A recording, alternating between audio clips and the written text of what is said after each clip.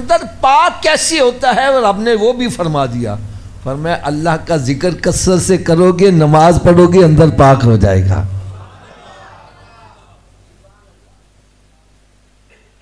اور اگلی بات یہ سمجھو کہ تصوف کی بنیادی بل تؤثرون الحیات الدنیا والآخرۃ خیر وابقی، تم تو دنیا کے پیچھے بھاگ رہے ہو، حالانکہ اللہ کے ہاں آخرت بہتر ہے اور وہی باقی رہنے والی چیز ہے۔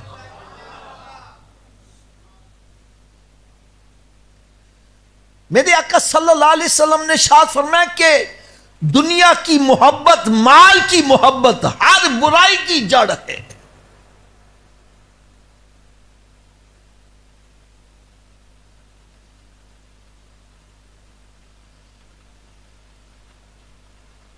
فرماتے ہیں جب پہلا درم بنایا گیا تھا تو شیطان نے اس کو بوسہ دیا تھا، چوما تھا، کہنے لگا جو تیرا غلام بن گیا وہ میرا غلام خود ہی بن جائے گا۔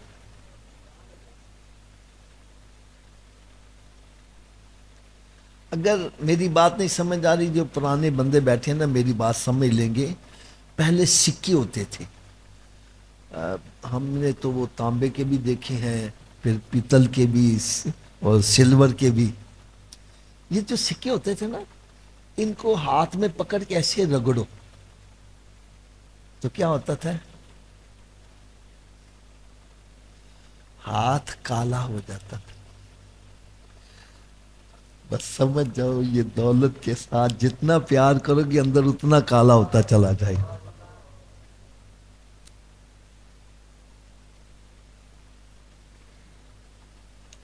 یہ مال کی محبت بندے کے دل میں پیدا ہو جائے، قرآن کہتا ہے الہاکم التکاثر حتی زرتم المقابر، تمہیں کثرت کی خواہش نے غفلت میں رکھا یہاں تک کہ تم نے قبروں کو جا دیکھا، قبروں میں پہنچ گئے۔ حل من مزید، حل من مزید، حل من مزید۔ دنیا کی محبت میں اس قدر مستغرق ہو گئے کہ آخرت کو بھول ہی گئے۔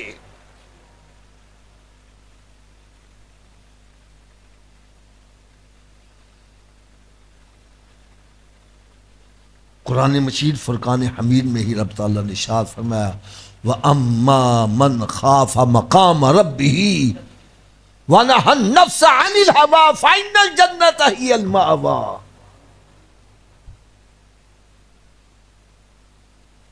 فرمایا جو اللہ تعالیٰ کی بارگاہ میں کھڑا ہونے سے ڈرا،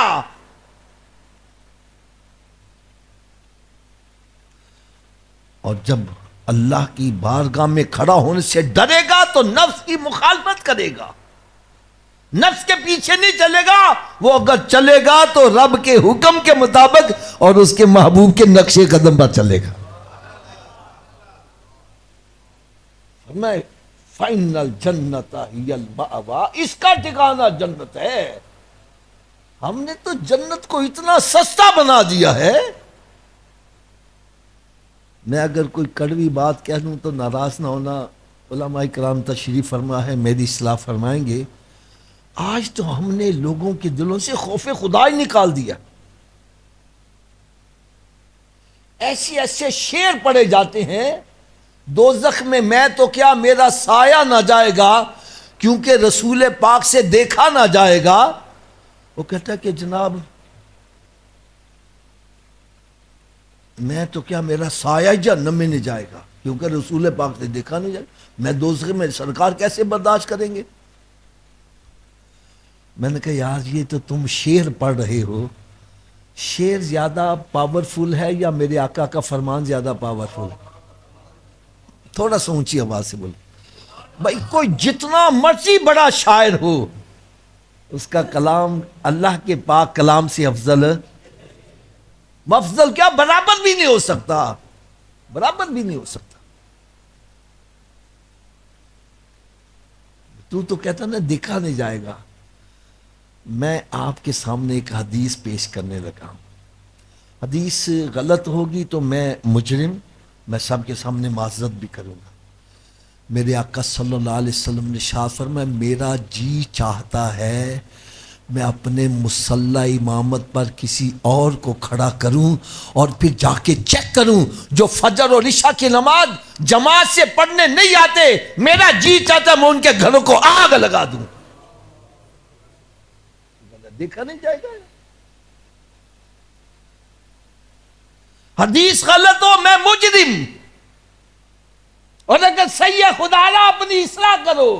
کدھر جا رہے ہو؟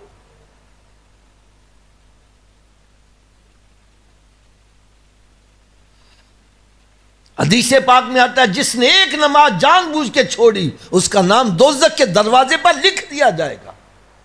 تو کس چکر میں یار پڑا ہوا ہے؟ حدیث مبارکہ میں آتا ہے یہ اللہ تعالیٰ کی شان نہیں ہے کہ کسی پر دو خوف اکٹھے کر دے، اور یہ بھی اس کی شان کے خلاف ہے کہ کسی پر دو بے خوفیاں اکٹھی کر دے۔ اس کا کیا مطلب؟ فرمایا جو اس دنیا میں بے خوف رہتا ہے نہ اللہ سے ڈرتا ہے نہ اس کی محبوب صلی اللہ علیہ وسلم سے ڈرتا ہے، ظاہر بات ہے جب خوف خدائی دل میں نہیں ہے تو مادر پدر آزاد ہوگا، جو چاہے گا کھائے گا، جہاں چاہے گا جائے گا، اس کو حرام حلال کی کوئی پرواہ نہیں ہے۔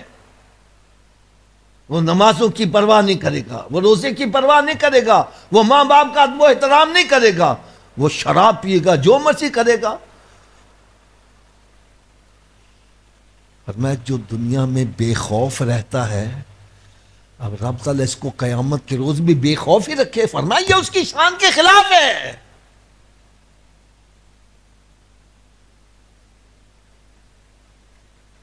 اور جو اس دنیا کے اندر خوف زدہ رہتا ہے اللہ سے ڈرتا ہے، ظاہر بات ہے جب رب سے ڈرے گا تو پھونک پھونک کے قدم اٹھائے گا، کسی کو گالی نہیں دے گا، زنا نہیں کرے گا، شراب نہیں پیے گا، وہ نماز میں سستی، وہ روزے میں سستی نہیں کرے گا، وہ کسی کا دل نہیں دکھائے گا، وہ حلال کھائے گا، حرام سے بچے گا۔ وہ ڈرتا ہے کہیں یہ میرا اٹھنے والا قدم اللہ تعالیٰ کی ناراضگی کا سبب نہ بن جائے، کہیں مجھ سے میرا محبوب ناراض نہ ہو جائے۔ وہ خوف زدہ رہتا ہے، وہ ڈرتا رہتا ہے۔ فرمایا جو اس دنیا میں بھی ڈرے اور قیامت کے روز بھی اسے ڈرایا جائے یہ اللہ کی شان کے خلاف ہے۔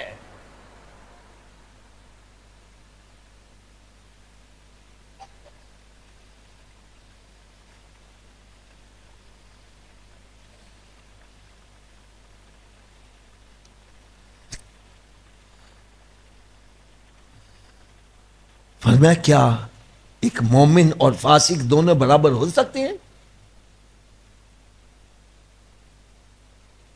ہم کس چکر میں یار پڑے؟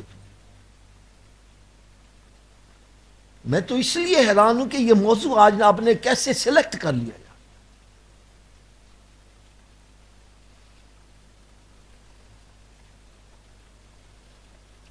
آج میں آپ کو یہ بتلاؤں کہ اندر کی طہارت ضروری کیوں ہے، اس کی ضرورت کیوں ہے، رب تعالیٰ نے کیوں فرمایا کہ فلاح پا گیا، کامیاب ہو گیا۔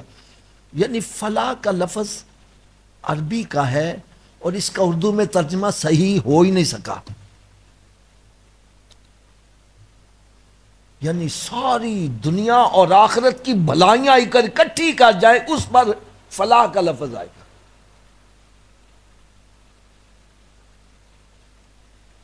فرمایا تحقیق فلاح پا گیا جس نے اپنے اندر کو پاک کر لیا۔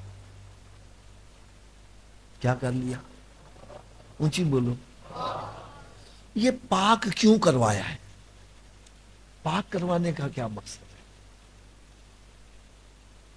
لو حضرت صاحب آپ نے مجھے جواب دینا ہے۔ آپ کے گھر میں صندوق ہیں، الماری ہے، ان میں گندے کپڑے رکھتے صاف رکھتے؟ تھوڑا سا اونچی آواز سے بولو یار، گندے کیوں نہیں رکھتے ہیں؟ نہیں، اس کا صحیح جواب پتہ کیا ہے؟ حافظ صاحب، ہم نے صندوق بنایا ہی پاک کپڑوں کے لیے ہے، ناپاک کپڑوں کے لیے باسکٹ رکھی ہے۔ صندوق کس کے لیے ہے؟ اونچی بولو یار۔ جب ہم نے صندوق پاک کپڑوں کے لیے بنایا تو ناپاک نہیں رکھتے؟ یار اب نے بھی جنت پاک لوگوں کے لیے بنائی ہے، تو ناپاک ہو کے جنت کا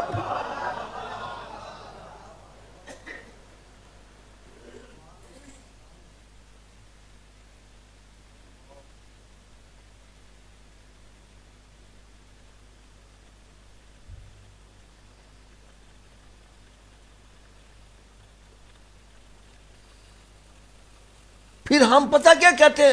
حافظ صاحب سکون نہیں ملتا، چین نہیں ہے۔ کوئی اللہ والا ملتا ہی نہیں۔ حافظ صاحب ٹینشن میں رہتا ہوں۔ آؤ بتلاؤں میں آپ کو یہ ٹینشن میں کیوں رہتے ہیں۔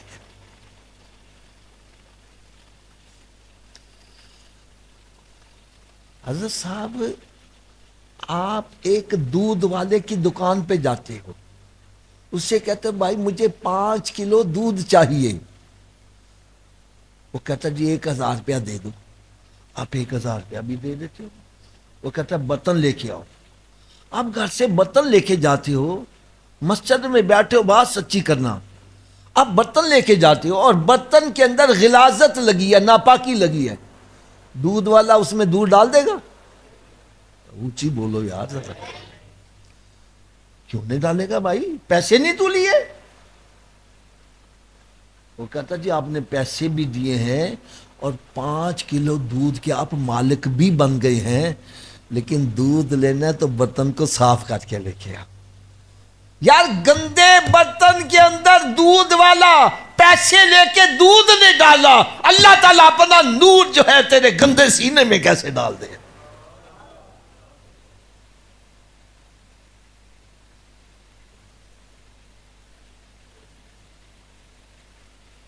یہ اندر جو تکبر، ریاکاری، غرور، انانیت سے بھرا پڑا ہے، عداوت، بغض، حسد، کینہ، یہ اندر جو اس سے بھرا پڑا ہے، اس میں اللہ کا نور کیسے آ جائے؟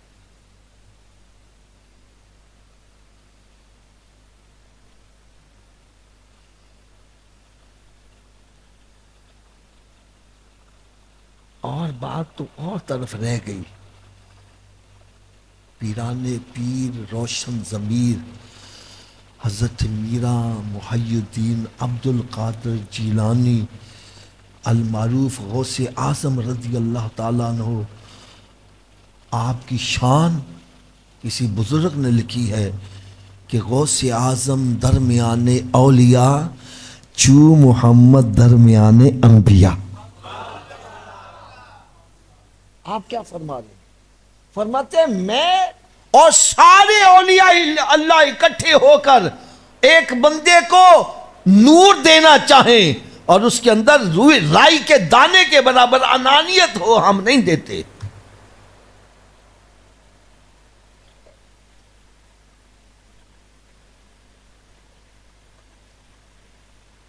یہ جو اندر کی پاکیزگی، یہ سمجھو تصوف کی پہلی سیڑھی ہے۔ اندر پاک ہوگا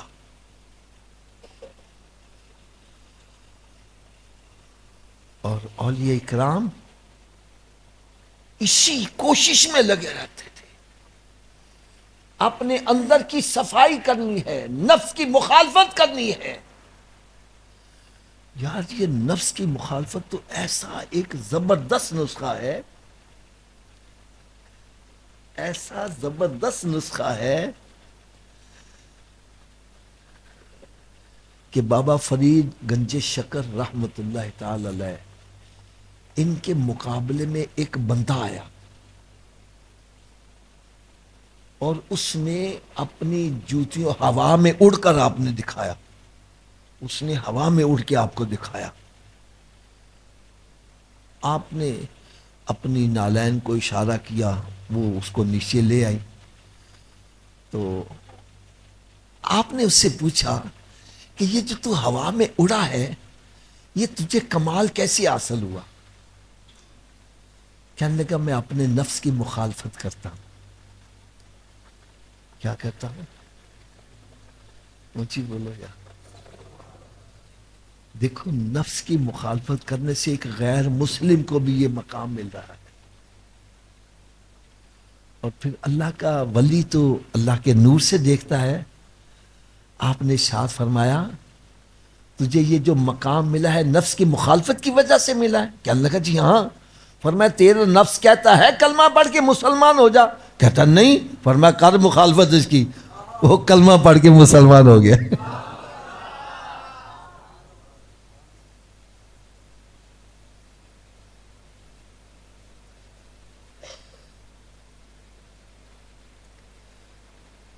اور اگر ابھی بھی سمجھ نہیں لگتی تو میں آپ کو ایک حدیث قدسی جو فرمان خدا ہو اور زبان مصطفیٰ صلی اللہ علیہ وسلم سے ادا ہو۔ رب تعالیٰ نے ارشاد فرمایا جب کوئی بندہ فرائض واجبات ادا کرنے کے بعد نوافل کی کثرت کرتا ہے، کیا کرتا ہے؟ یتقرب الی بالنوافل، تو کثرت نوافل کی وجہ سے وہ میرا قرب حاصل کر لیتا ہے۔ کثرت نوافل، اور نوافل اس میں قرآن پاک بھی آ جاتا ہے، اللہ کا ذکر بھی آ جاتا ہے، یہ سب کچھ آ جاتا ہے۔ فرمایا جو فرائض واجبات ادا کرنے کے بعد نوافل کی کثرت کرتا ہے، اور وہ کثرت کرتا ہے، اس نوافل کی کثرت اس کو میرے قریب کرتی چلی جائے، قریب کرتی چلی جائے۔ اور پھر ایک مقام قرب وہ بھی آتا ہے کہ میں بندے کی آنکھیں بن جاتا ہوں جس سے وہ دیکھتا ہے، اس کے کان بن جاتا ہوں جس سے وہ سنتا ہے، اس کی زبان بن جاتا ہوں جس سے وہ بولتا ہے، اس کے ہاتھ بن جاتا ہوں جس سے وہ پکڑتا ہے۔ یعنی بندہ بندہ ہی رہتا ہے لیکن اس میں طاقت خدائی آ جاتی ہے، اور پھر جب طاقت خدائی آ جاتی ہے تو پھر سلیمان علیہ السلام کے دربار میں بیٹھ کر پلک جھپکنے سے پہلے تخت بلقیس لا کے دکھا دیتا ہے۔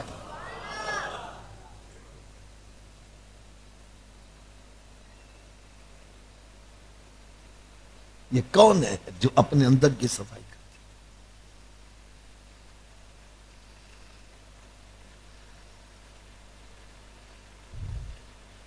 دیکھیں اندر کی صفائی، اس کے لیے سب سے پہلے علم ہونا شرط ہے۔ کیا میں نے کہا؟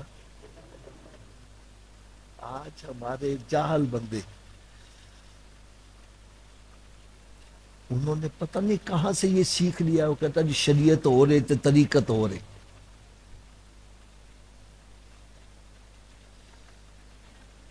حضور داتا گنج بخش رحمت اللہ، یار کتنے اونچے مقام پر فائز ہے۔ اور آپ نے تصوف پر جو کتاب لکھی ہے کشف المحجوب شریف، اگر میری بات پر یقین نہیں ہے تو یار اس کو کھول کے دیکھو۔ آپ نے جو باب باندھا ہے علم کا، اور اس میں آپ نے ایک بڑی کمال مثال دی ہے۔ ایک ہوتا ہے عابد، ایک ہوتا ہے عالم۔ ایک ہوتا ہے عابد، عابد کا مطلب عبادت کرنے والا، وہ عابد جس کے پاس علم نہیں ہے۔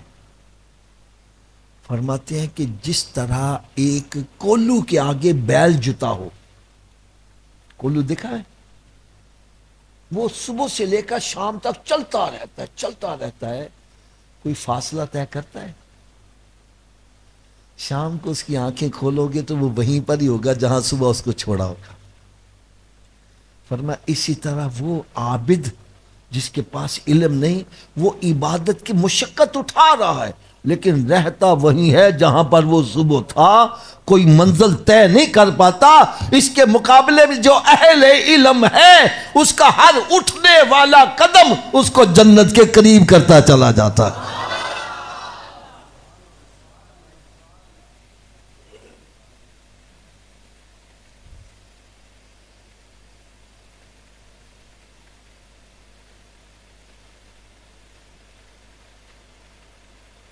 میں آج کے نوجوانوں کو ایک پیغام دوں گا، خدا کے لیے ایسے بندے جو بزرگان دین کی شان میں بے ادبیاں گستاخیاں کرنے والے، ایسے بندوں کے بیانات سننے سے گریز کریں، بچیں۔ وہ کیا کرتے ہیں؟ اولیاء کاملین اپنے نفس کی صفائی کے لیے بعض کا کچھ ایسے کام کر کے دکھاتے ہیں کہ جو ہمیں بظاہر شریعت سے ٹکراتے نظر آتے ہیں، لیکن ہم اس کی حقیقت نہیں جانتے، وہ جانتے ہوتے تھے۔ وہ اسی کو بیس بنا کر لوگوں کو اولیاء کرام سے متنفر کرتے۔ میں اب ایک آپ کو مثال دینے لگا ہوں۔ ایک بزرگ بڑے بلند پایا کے عالم تھے، بہت بڑے بزرگ۔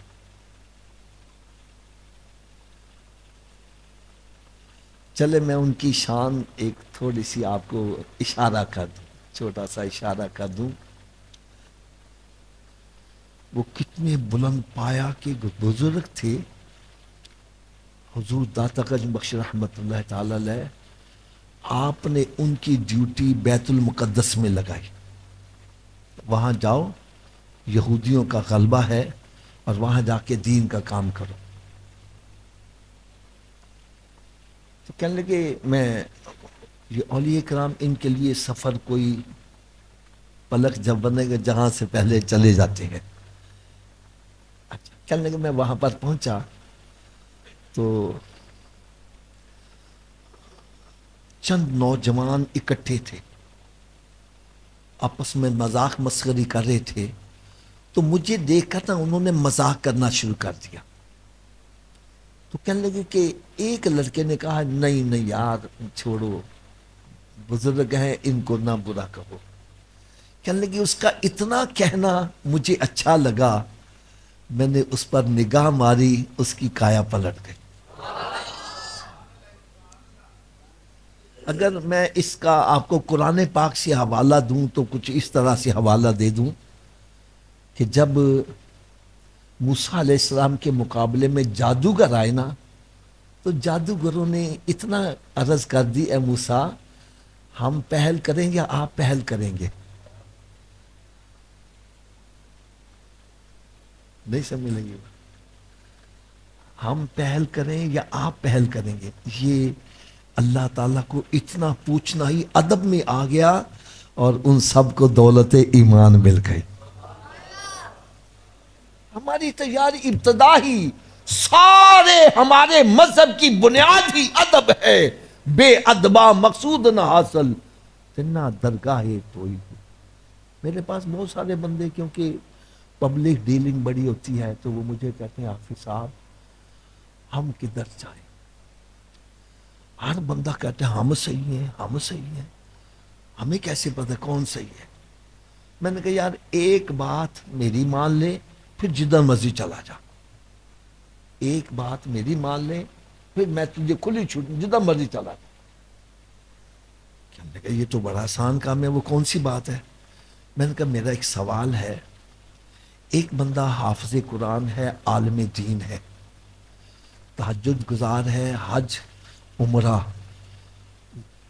کرنے والے اور زکوٰۃ دینے والا، رفائی کاموں میں بڑا پیسہ خرچ کرنے والا، لیکن ماں باپ کا بے ادب گستاخ ہے، جنت میں چلا جائے گا؟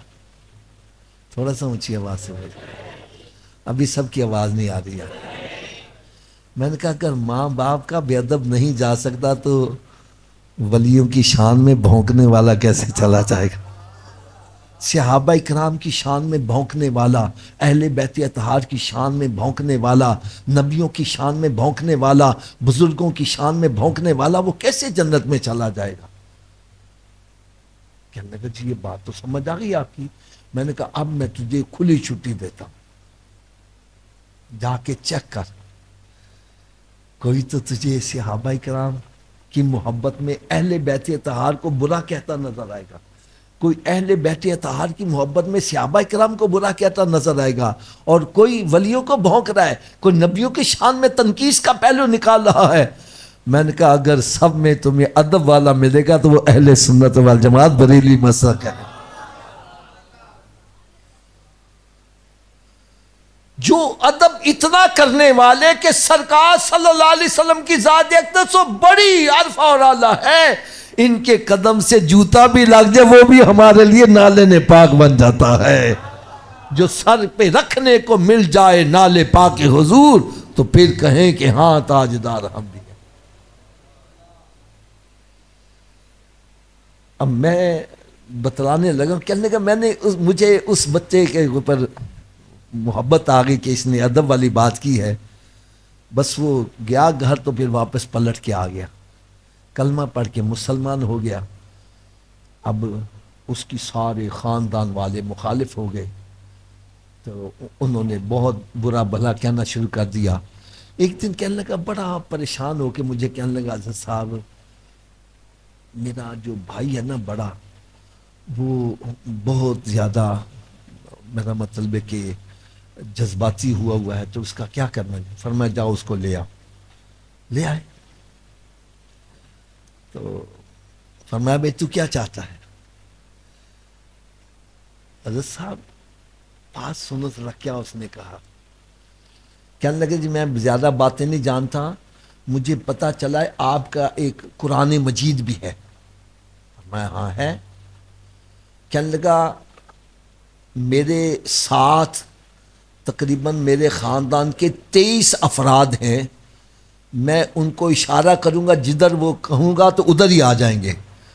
اگر وہ آپ کا قرآن پاک مجھے زبانی یاد ہو جائے تو ابھی ہم سارے کے سارے کلمہ پڑھ کے مسلمان ہو جائیں گے. آپ نے فرمایا بھائی تم شروع کر دو، حفظ کرنا شروع کر دو، جلدی ہو جائے گا. کہنے لگا نہیں ابھی میں نے دیکھا بھی نہیں قرآن پاک. فرمایا چلو پھر پڑھنا شروع کر دو. کہنے لگے 4.5 گھنٹوں میں اس نے پورا قرآن پڑھ کے سنا دیا.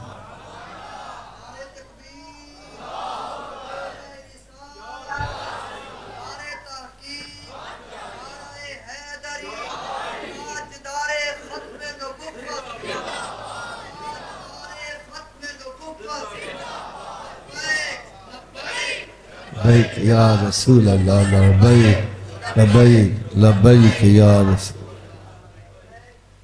اب سنو، میں نے ان سے پوچھا کہ آپ کو یہ مقام کیسے ملا؟ تو انہوں نے بتلایا کہ میں نا ملتان کے علاقے کا رہنے والے اور بہت بڑے جاگیردار سرمایہ دار تھے، لینڈ لارڈ جن کو کہتے ہیں، زمینوں کے مالک. بس ایک مرتبہ بہاؤالدین زکریا ملتانی رحمۃ اللہ تعالی علیہ ان کے مزاج شریف پر حاضری دی تو کسی اللہ کے نیک بندے کی نظر پڑ گئی. میں ان کے پیچھے ہو گیا. کہنے لگا میں اس وقت بڑا جوان تھا، جس کو ہم اپنی زبان میں پتہ نہیں کیا کہتے ہیں، ہٹا کرتا ہے یعنی 36 سیٹ. تو پیسے بھی بڑے تھے، مال دولت بھی بڑی. کہنے لگا مجھے انہوں نے کہا کہ بھائی یہ کاسا ہے چلو مانگ کے لاؤ. مجھے مانگنے پر لگا. اندر کی صفائی، یہ انانیت، میں بڑا ہوں میں بڑا ہوں، یہ میں مارنے کے لیے کاسا ہاتھ میں پکڑا دیا. اور کہنے لگا میں گھر گھر جا کے صدا لگاتا تھا، مانگتا تھا. اب کوئی بظاہر دیکھنے والا تو یہ کہے جو ہٹا کرتا دیکھو مانگنا، شرم ہی نہیں آتی. کہنے لگے ایک عورت ایسی بھی تھی بڑھیا، جب میں اس سے مانگنے جاتا تو وہ مجھے گالیاں بڑی نکالتی تھی. شرم ہی نہیں آتی، ہٹے کٹے ہو کے تھے جناب، منگن ٹور پہنتے نے، محنت کر دی نہیں تو یہ نہیں کر دے وہ نہیں کر دے. کہنے لگے میں دن میں 2 مرتبہ اس کے پاس جاتا، وہ جتنیاں گالیاں نکالتی میں صبر کرتا، میری منزل اتنی آسان ہوتی چلی جاتی.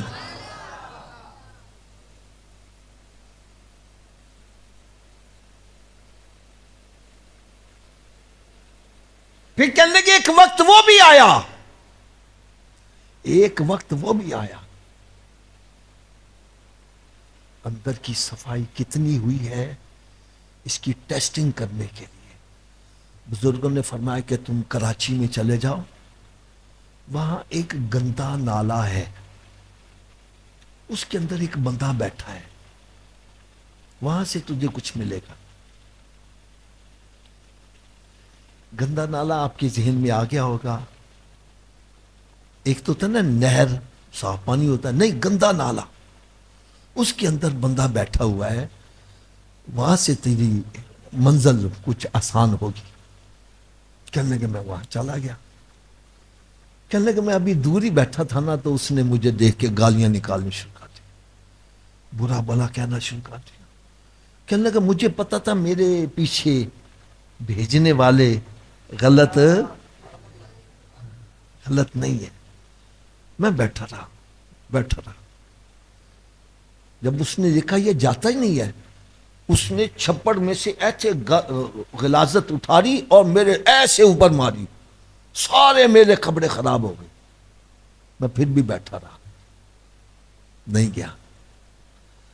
جب اس نے دیکھا کہ امتحان میں کامیاب ہو گیا، کہنے لگا ادھر آؤ۔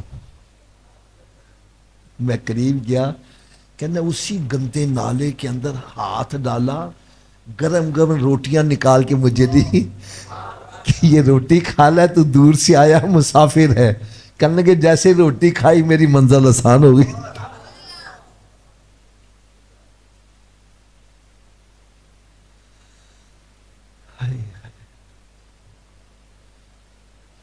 اگر ابھی بھی تسلی نہیں ہو رہی تو میں ایک اور بڑی پیاری مثال دوں۔ مولانا روم رحمت اللہ تعالی، کتنی بڑی بزرگ ہستی،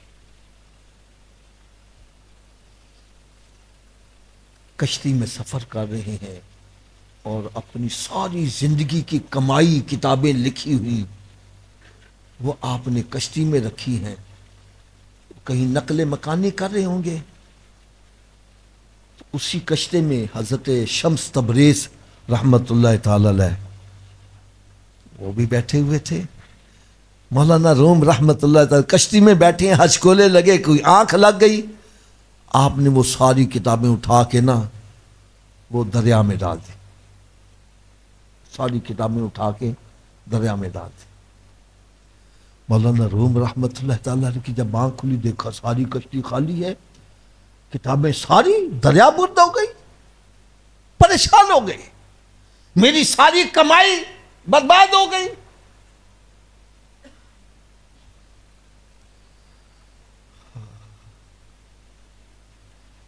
پریشان ہو گئے۔ حضرت شمس تبریز رحمت اللہ تعالی علیہ پوچھنے لگے پریشان کیوں ہو رہے؟ کہنے لگا جی میری ساری زندگی کا کمائی آپ نے دریا میں ڈال دی۔ فرمایا پریشان کیوں ہوتا ہے؟ آپ نے دریا میں ہاتھ ڈالا اور پکڑ کے کتابیں باہر نکالنی شروع کر دی، اور ان کتابوں سے گند جو ہے وہ اٹھتی نظر آ رہی ہے، پانی لگا تک نہیں ہے۔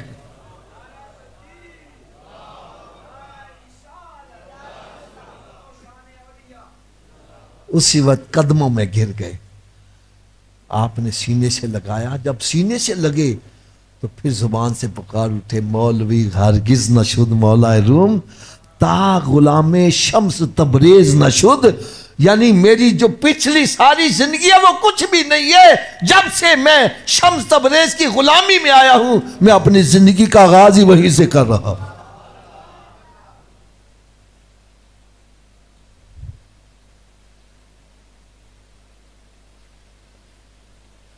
چلو ایک میں آپ کو شعر بھی ان کا سناؤں۔ یک زمانہ صحبت با اولیاء، بہتر از 100 سالہ طاعت بے ریا۔ اس کا کیا مطلب ہے؟ اللہ کے ولی کی صحبت میں ایک پل گزارنا 100 سالہ بے ریا عبادت سے بہتر ہے۔ میں اگر اور آسان اس کا ترجمہ کر دوں، ترازو ہوتا ہے نا ترازو، فرماتے ہیں ایک پلڑے میں 100 سالہ ایسی عبادت جس میں دکھاوا ریاکاری نہیں ہے، صرف اخلاص ہے، وہ ڈالو، اور دوسرے پلڑے میں اللہ کی ولی کی صحبت میں ایک پل گزارا وہ رکھو، فرمایا اس کا وزن زیادہ ہوگا، 100 سالہ عبادت کا وزن کم ہو جائے گا۔ بہتر از 100 سالہ تات بے ریا، سنا ہوا شعر کہ نہیں؟ سنا کہ نہیں؟ اس کا مطلب کیا ہے؟ یہ کیوں کیا ہے؟ کہاں 100 سالہ بے ریا عبادت، اور کہاں ایک پل اللہ کے ولی کی صحبت میں گزارنا، یہ بہتر کیسے ہو گیا؟ آؤ میں آج آپ کو اس کا مقصد بتلاؤں۔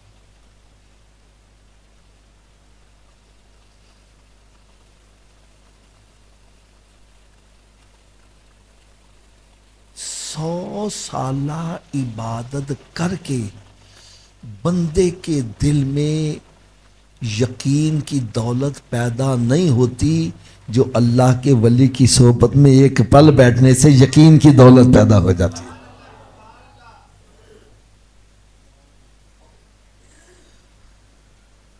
اگر میری بات نہ سمجھ، میں آپ سے ایک مثال دینے لگا ہوں۔ بھائی ہم سب کا عقیدہ ہے اللہ ہمیں دیکھ رہا ہے، اللہ ہمیں، تھوڑا سا اونچی آواز سے بولو گے، اللہ ہمیں، ایک مرتبہ پھر اونچی آواز سے، اللہ ہمیں، کبھی دل سے تسلیم کیا ہے اللہ مجھے دیکھ رہا ہے؟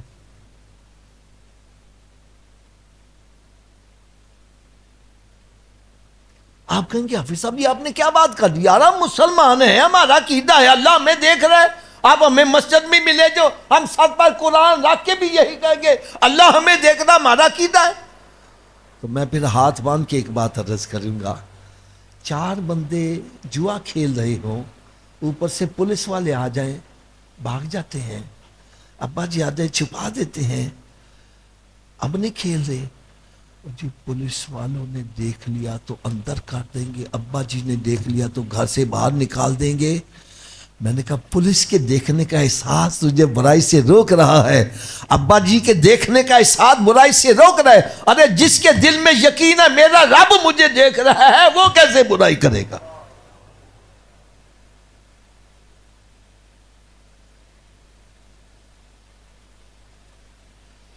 ایک بندہ تھا نا بڑا لینڈ لارڈ، اس نے فصل وغیرہ بیجی، جب فصل پک گئی تو اس نے پھل توڑنے کے لیے عورتوں کو ٹھیکہ دے دیا، اور خود محل میں دیکھ کر نظارہ کر رہا ہے۔ ایک عورت نے کچھ پھل اس انداز سے توڑا، اس کے ذہن میں شیطانیت آ گئی، اس نے اس کو اپنے پاس بلا لیا، کہنے لگا جاؤ جا کے سارے دروازے بند کراؤ۔ وہ بند کر کے آ گئی، اس نے پوچھا سارے دروازے بند کریں؟ کہنے ہاں سارے بند، لیکن ایک کھلا رہ گیا ہے۔ کہنے لگا جاؤ اس کو بھی بند کر، کہنے وہ مجھ سے بند ہونے والا نہیں ہے۔ کہنے لگا وہ کون سا دروازہ؟ کہنے لگا وہ اللہ کے دیکھنے کا دروازہ جو مجھ سے بند نہیں ہو سکتا۔ بس اتنی بات سنی اس نے چیخ ماری، بے ہوش ہو گیا کہ اللہ مجھے دیکھ رہا اور میں یہ کرنے کیا لگا ہوں؟ حضرت صاحب مسجد میں بیٹھے بات سچنا، جس کے دل میں یقین ہے رب مجھے دیکھ رہا، چوری کرے گا، زنا کرے گا، شراب پیے گا، نماز میں سستی کرے گا؟ یہ جتنی برائیاں ہم کر رہے ہیں یہ یقین پختہ نہ ہونے کی وجہ سے کر رہے ہیں۔ ارے جس کے دل میں یقین ہے میرا رب مجھے دیکھ، میں کہتا ہوں وہ برائی کر کے تو دکھایا۔ اور یہ یقین دولت کہاں سے ملتی ہے؟ یہ اللہ کے ولیوں سے، اللہ کے نبیوں سے ملتی ہے۔ اگر نہیں سمجھ آ رہی میں آپ کو ایک بڑی آسان سی مثال دے دوں۔ ہمارے یہاں لاہور کے قریب یہ ایک علاقہ ہے شرق مشرف کا، سنا ہوا کہ نہیں؟ میاں شیر محمد صاحب رحمۃ اللہ تعالی علیہ، بہت بڑی ولی کامل۔ آپ کے قریبی گاؤں میں نا چور آئے چوری کرنے، انہوں نے سن لگائی لیکن کامیابی نہ ہوئی، صبح ہو گئی، اب آپس میں مشورہ کریں یار روٹی کس تو کھائیے۔ گاؤں دیہاتوں میں آپ کو پتہ ہوٹل وغیرہ تو ہوتے نہیں ہیں، ایک بیچ میں بولا کہنا میاں صاحب دا لنگر چل رہا چلو اتھو کھائیے، دوجا کہنا یار پیسے بھی نہیں لیں گے تے راج کے بھی کھاواں گے، چلو چلتے ہیں۔ آگے سارے اکٹھے ہو گئے، اتفاق کی بات ہے اس دن میاں صاحب خود لنگر تقسیم فرما رہے تھے اور لنگر لینے والوں کا رش لگا ہوا تھا. جیسے ہی اندر داخل ہوئے آپ نے فرمایا بیلیو ذرا پیچھے پیچھے ہٹ جاؤ, اے بیچارے رات دے تھکے آئے نہیں, انہوں نے پہلے روٹی کھوا دیجیے. بس ان کی اندر کی کایا پلٹ گئی کہ ہم تو رات کی تاریکی میں چوری کر رہے تھے, ہمیں کوئی نہیں دیکھ رہا تھا اور اللہ کا ولی یہاں بیٹھے دیکھ رہا تھا. اگر اللہ کے ولی کے دیکھنے کا یہ مقام ہے تو رب کے دیکھنے کا مقام کیا ہوگا. یہ کایا پلٹ کے رکھتے ایک پل کے اندر کایا پلٹ کے. اللہ کے ولی کرتے کیا ہیں؟ بندے کے دل میں یقین بٹھا دیا تیرا رب تجھے دیکھ رہا ہے, بس پھر وہ جہاں مرضی چلا جائے. رات کی تاریکی میں بھی اس کا میرا رب مجھے دیکھ رہا ہے.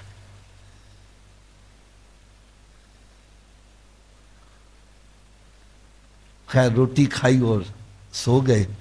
رات کا پچھلا پہر ہوا, میاں صاحب وہیں آگے آ کے ان کو اٹھایا. اے میرے ملت کے جوانوں ذرا غور سے سننا.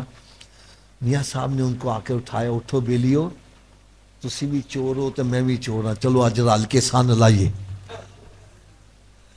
وہ لگے معافیاں مانگنے, حضرت جی مگر معاف کر دو. فرمایا نہیں نہیں, اے میرا لنگر ایویں تھوڑی چلتا پیا وے. سن واقعی اتنی دنیا کھائی, میاں صاحب ادھر کچھ کرتے ہی ہوں گے.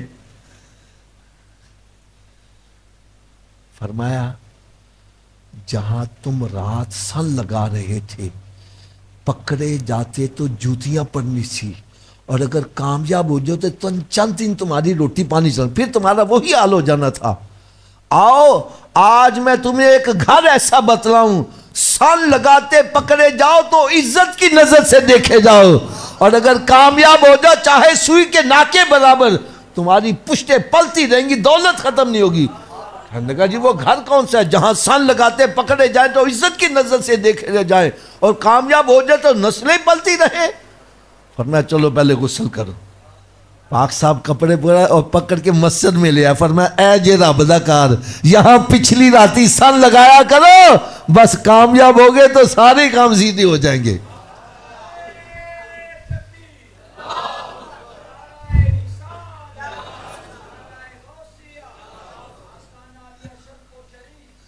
بس سجدے میں سر رکھا ہے, پیچھے میاں صاحب نے بھی سجدے میں سر رکھ دیا. یا اللہ یہاں تک لانا میرا کام تھا, آگے پہنچانا. بس سر رکھا تھا تو چور تھے, سر اٹھایا تو ولی کامل بنے ہوئے ہیں. نگاہ ولی میں وہ تاثیر دیکھی, بدلتی کروڑوں کی تقدیر دیکھی. اگر ایک میں اشارہ کر دوں تو پتہ نہیں آپ کو یہ پسند آئے کہ نہ آئے. آج جو ان کے گدی نشین ہیں, ہم ان کے پاؤں کی خاک برابر بھی بڑی شان والے ہیں, لیکن وہ کمالات جو بزرگوں میں نظر آتے تھے آج نظر, لیکن ہو کیا رہا ہے, میاں صاحب کی سن لگی ہوئی ان کا خاندان پل رہا ہے, اور داتا صاحب نے ایسی سن لگائی پورا پنجاب ہی پل رہا ہے, اور غوث پاک نے ایسی سن لگائی پوری دنیا 11ویں کھا رہی ہے. ارے یہ ہے سن لگانا.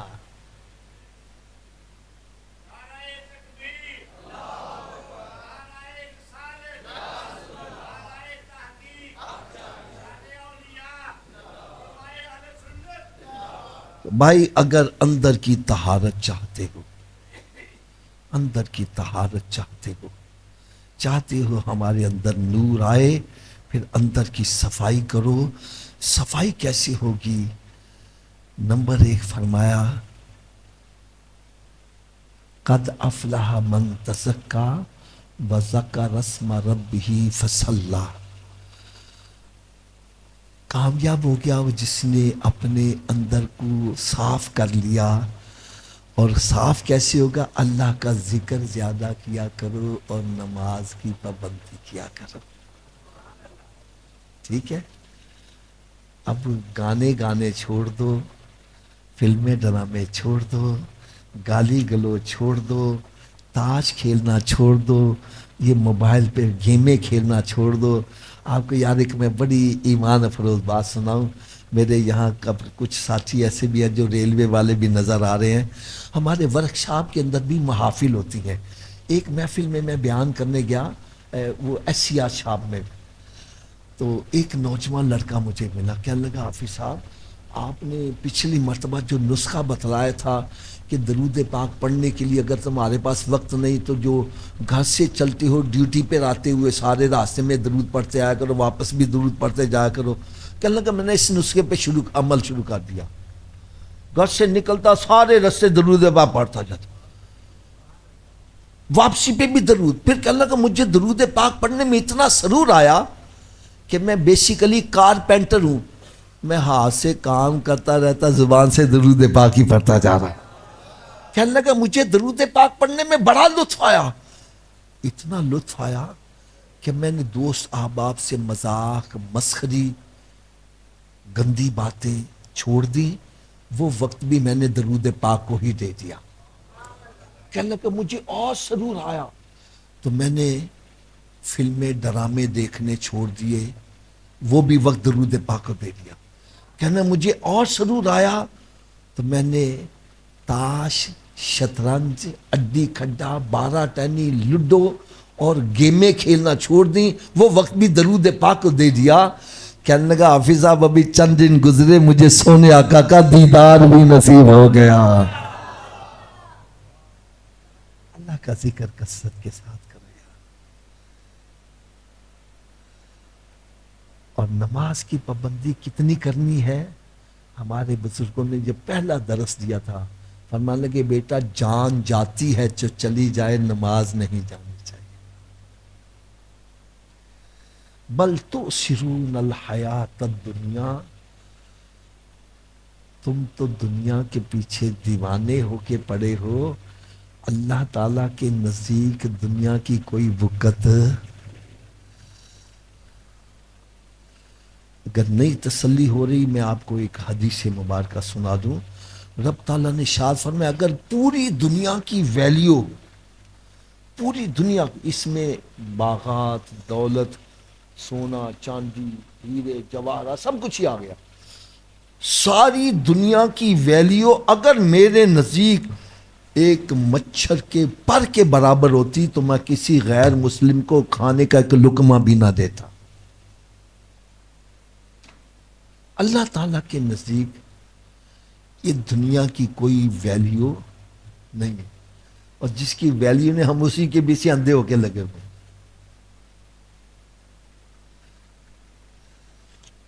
ایک اشارہ کروں, ناراض تو نہیں ہوں گے؟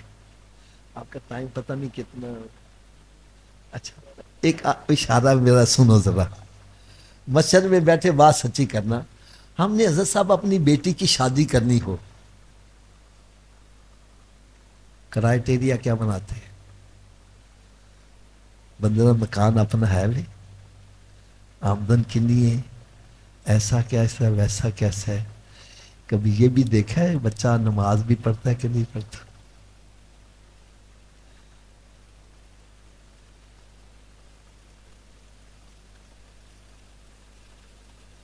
ہمارے نظر کوٹھی, کار, بنگلہ ہے, بس شادی کر دو. وہ زنا کرتا ہے, شراب پیتا ہے, چوریاں کرتا ہے, ڈکیتیاں کرتا ہے, پاؤڈر بیچتا ہے, ہمیں اس سے کوئی سروکار نہیں ہے. اور اس کی وجہ سے کتنے گھر تباہ و برباد ہو رہے ہیں. ہم نے کوٹھی دیکھی, کار دیکھی, بنگلہ دیکھا, بچی شادی کر دی, چند دنوں کے بعد پتا چلا یہ کوٹھی بھی رینٹ دی سی تے گڈیاں بھی رینٹ دیا سی, وہ سب کوئی لے کے بھاگ گئے. میں صحیح کہہ رہا ہوں غلط کہہ رہا ہوں؟ میں انہی بزرگوں کا ایک واقعہ آپ کو سنانے لگا ہوں. بڑے لینڈ لارڈ ہونے کے باوجود ایک چرواہے کے پاس چلے گئے. کس کے پاس؟ اور اس سے کہنے لگے کہ تو میری بیٹی سے شادی کر لے, میں اپنی بیٹی تیرے نکاح میں دینا چاہتا ہوں. ہم حیران پریشان, میں کہ حضرت صاحب آپ اتنے اونچے لیول کے, اور ایک چرواہے کے پاس جو جھگی میں رہ رہا ہے اور اس سے جا کے کہتے ہیں کہ میری بیٹی سے اپنے نکاح میں لے لو. آپ نے اس بچے میں کیا دیکھا ہے؟ یار ذرا غور سے سننا دل کے کانوں سے. کہنے لگے وہ بچہ چرواہا ہے اور حافظ قرآن ہے. روزانہ بکریاں چراتے چراتے 2 قرآن پڑھتا ہے اور اس کو پتہ ہی نہیں ولایت میں اس کا مقام کہاں پہنچا ہوا ہے.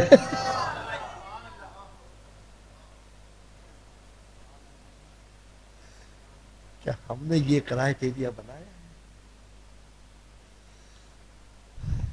اللہ رب العزت نے شاہ فرمایا بل تؤثرون الحیات الدنیا والآخرۃ خیر وابقی. تم تو دنیا کے پیچھے مر رہے ہو، تمہارے دل میں دنیا کی قدر ہے اور اللہ کے ہاں آخرت کی قدر ہے، اور آخرت کی قدر ہے اور وہی باقی رہنے والی چیز ہے. لہٰذا ہمیں اس دولت کے سامنے اپنا ایمان برباد نہیں کرنا چاہیے. چلو آخر میں ایک بڑی پیاری سی مثال بتلا جاؤں، اگر اس پر عمل کر لو گے تو انشاءاللہ تعالی میں سمجھتا ہوں دنیا بھی سنور جائے گی، آخرت بھی سنور جائے گی. دین اور دنیا ہے کیا چیز؟ آپ کہیں حافظ صاحب آپ دنیا کی مذمت کر رہے ہیں، اس کے بغیر تو گزارا ہے نہیں. آؤ میں اس کے گزارا کیسے کرنا ہے اس کا آپ کو ایک طریقہ بتلانے لگا. بزرگ فرماتے ہیں دین ہے کشتی اور دنیا ہے پانی. دین کیا ہے؟ تھوڑا سا اونچی آواز ہو. یار بڑی زبردست مثال دینے لگا. دین کیا ہے؟ دنیا کیا ہے؟ اگر کشتی کو پانی سے جدا کر لو یہ منزل طے کر لے گی؟ ہمارے اسلام میں رہبانیت نہیں ہے. بیوی بچوں کو چھوڑ کر جنگلوں میں چلے جاؤ، اسلام اس کی اجازت. کیوں؟ آپ نے پانی کو کشتی سے جدا کر دیا کہ جہاں ہے وہیں رہے گی، فاصلہ نہیں طے کر پائے گی. اس کا تعلق دنیا کا دین کا آپس میں رہنا چاہیے، لیکن تعلق کیسا ہو؟ کشتی اوپر ہو اور پانی نیچے ہو. اگر پانی اوپر کر دیا کشتی نیچے کر دی تو پھر کیا؟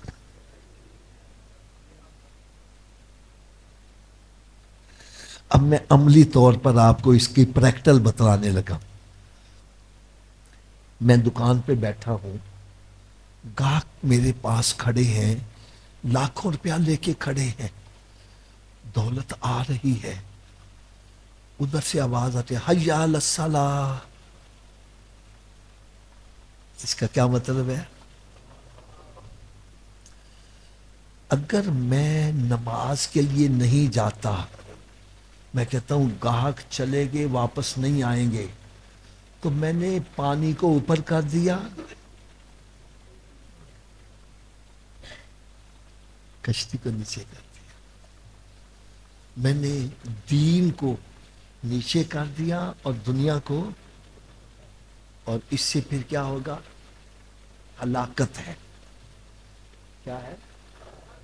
اور اگر گاہک کھڑے ہیں، آواز آتی ہے حی علی الصلاۃ، میں سب کو چھوڑ کر، روزی کو چھوڑ کر رازق کی طرف جا رہا ہوں.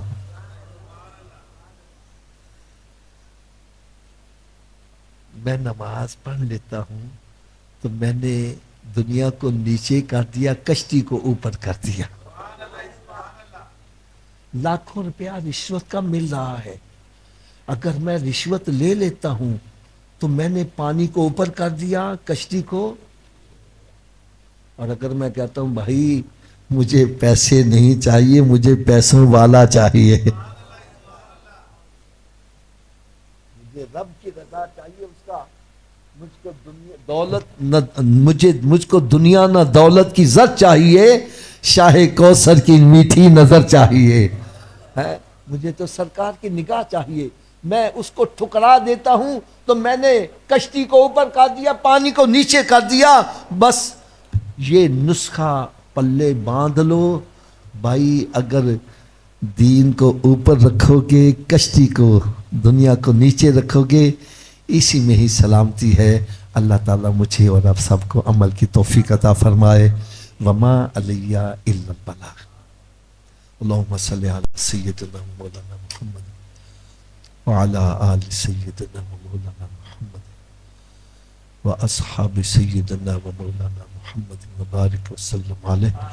اللہم ربنا آتنا فی الدنیا حسنۃ وفی الآخرۃ حسنۃ وقنا عذاب النار وادخلنا الجنۃ مع الابرار یا عزیز یا غفار یا رب العالمین۔